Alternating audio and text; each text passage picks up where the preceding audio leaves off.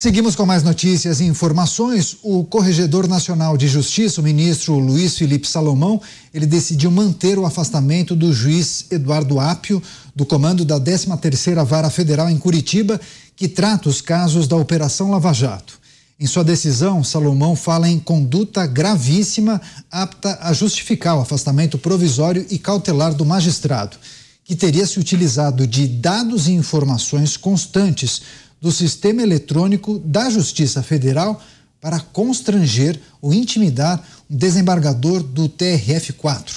No mês passado, veio à tona que Apio teria feito ameaça telefônica ao advogado João Malucelli, ou Malucelli, filho do desembargador Marcelo Malucelli, que reviu a decisão de Apio sobre a revogação da prisão do advogado Rodrigo Tacla Duran. A ligação registrada em boletim de ocorrência foi revelada em abril pela Jovem Pan. No trecho do áudio, que supostamente seria de Apio, o juiz se passa por Fernando Pinheiro Gonçalves e faz perguntas em tom de ameaça. Vamos girar com os nossos comentaristas. Tiago Pavinato, quero começar contigo, pedir naturalmente sua avaliação acerca dessa decisão do Corregedor Nacional de Justiça. Ele fala em conduta gravíssima, justamente para justificar o afastamento provisório. Apio teria se utilizado de dados e informações do sistema eletrônico da Justiça Federal para constranger ou intimidar o desembargador do TRF4, Pavi. Foi. Ele passou um trote, né? Se a gente quiser olhar pelo lado mais suave da história, ele passou um trote para o filho do desembargador, levando nesse trote uma ameaça velada. Enfim, se a gente quiser olhar pelo lado mais grave, porque não se deve olhar isso por... Um juiz não pode passar trote.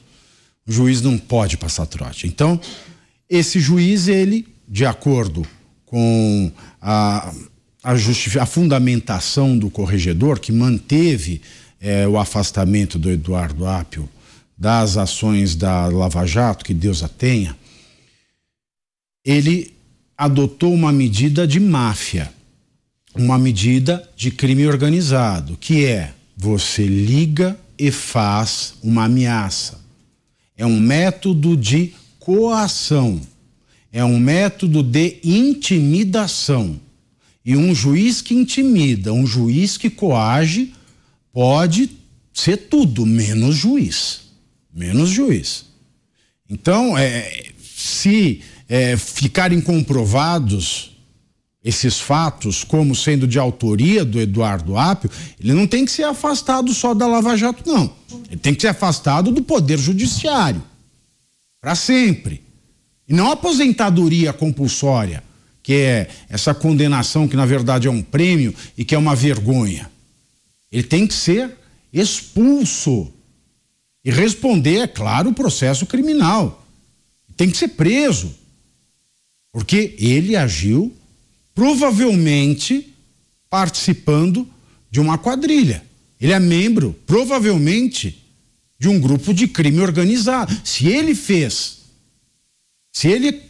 é o autor dessa conduta que o mantém afastado, provavelmente ele faz parte de uma quadrilha. Ele pode ser membro do crime organizado.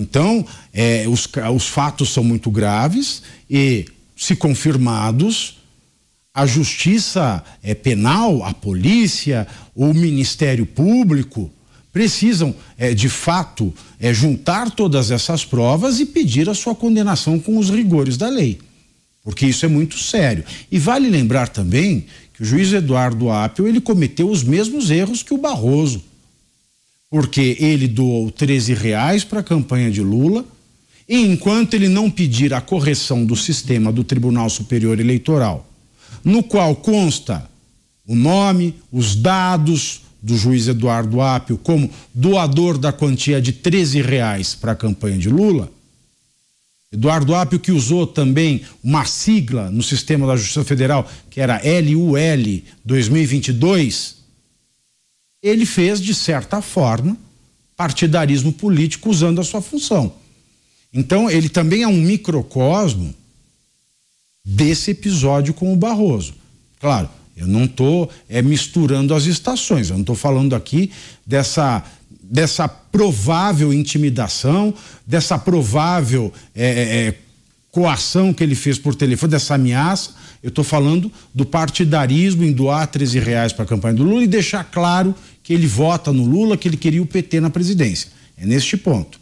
Esse caso é essa intimidação. Mas revela que um juiz que revela o seu partidarismo, ele é capaz de cometer qualquer coisa para ajudar na finalidade ideológica. Esse é um caso que repercute. Dantas, era esperada essa posição por parte do CNJ de manter Eduardo Apio afastado da Lava Jato lá em Curitiba?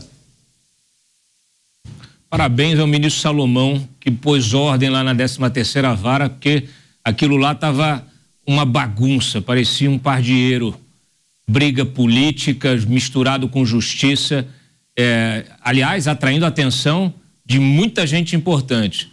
Nas últimas semanas, lá antes dele ser afastado, vários advogados desses que transitam aí pelos corredores do Supremo estiveram lá visitando o juiz Apio. Muita gente interessada, né, nas suas decisões, que estava aí desencavando processos já encerrados, tentando aí favorecer vários réus condenados. Uma decisão, toda essa história envolvendo o Apio aí e o desembargador Malucelli tem a ver com uma decisão que o Apio tomou, violando ali a sua atribuição, inclusive do próprio TRF4, tentando, vamos dizer assim, ressuscitar a ação do Tacla Duran e, aliás, livrando aí o Tacla Duran das ações penais que pesavam contra ele. Tacla Duran, um doleiro, confesso. Só no caso do Odebrecht ele disse ter lavado mais de 300 milhões de dólares. Disse isso com orgulho. Claro que ele tem orgulho disso, porque ele não operava para um grupo econômico. Ele operava em benefício de uma série de agentes públicos que foram destinatários da propina lavada por ele. O Tacla Duran é uma bomba, é um arquivo vivo.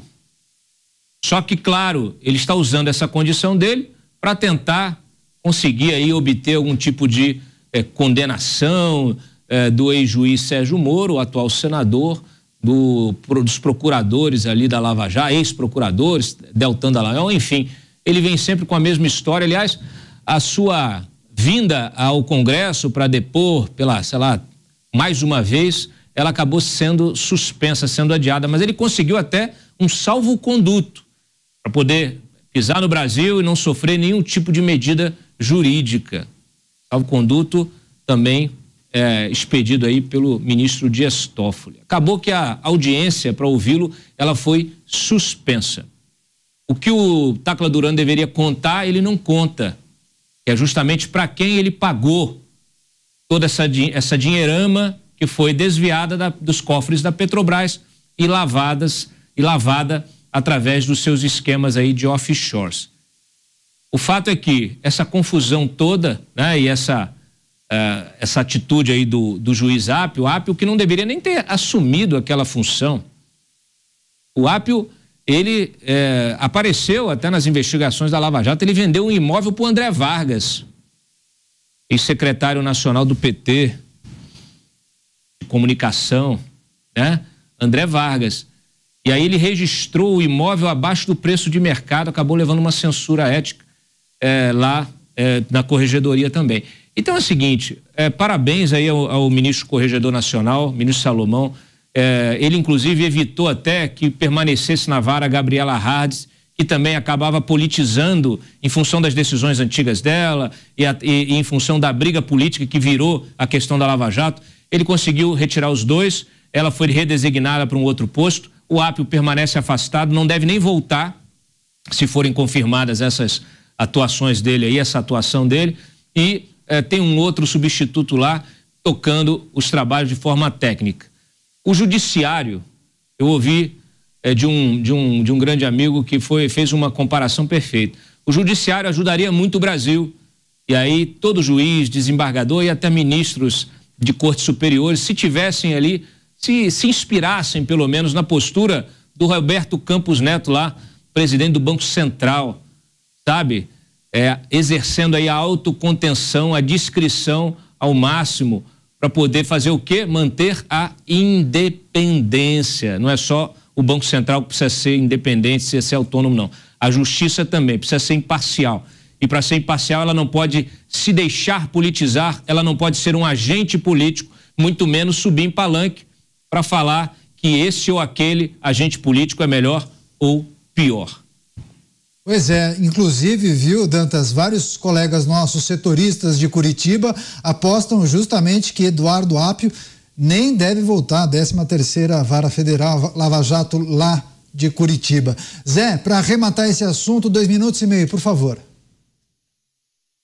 Olha, é claro que está errado, a situação é errada. Eu tenho como princípio de que quanto maior o poder, quanto maior a posição, muito maior a responsabilidade. E gosto quando o Pavinato diz, e é uma realidade, ninguém chega na casa de alguém, mete um revólver na cabeça de uma pessoa e diz, você a partir de agora será juiz. Não, isso é um processo que a pessoa decide, estuda muito, não é fácil, passa no concurso e para chegar numa vara importante assim, um caminho tem que ser traçado, né? Então ele está consciente da responsabilidade dele, sabe do seu poder. E muitos chamam, o ministro Marco Aurélio uma vez se referiu a isso como juizite aguda. É um problema que acontece a alguns juízes que eles se julgam ou eles se acham superiores até a causa que eles estão julgando ou até a vara que eles estão representando, né? Quando a gente vê uma situação assim, eu volto a lembrar da deputada Zulaia Cobra, que tentou fazer a reforma do judiciário, fazer uma espécie de controle externo do judiciário, e deu no CNJ. O Conselho Nacional de Justiça raramente pune, e quando pune devagar com essa história de aposentadoria e não afastamento e cassação da aposentadoria, mas eu acho que o CNJ já está analisando e ele não deve voltar mesmo para a 13ª Vara, grande 13ª Vara.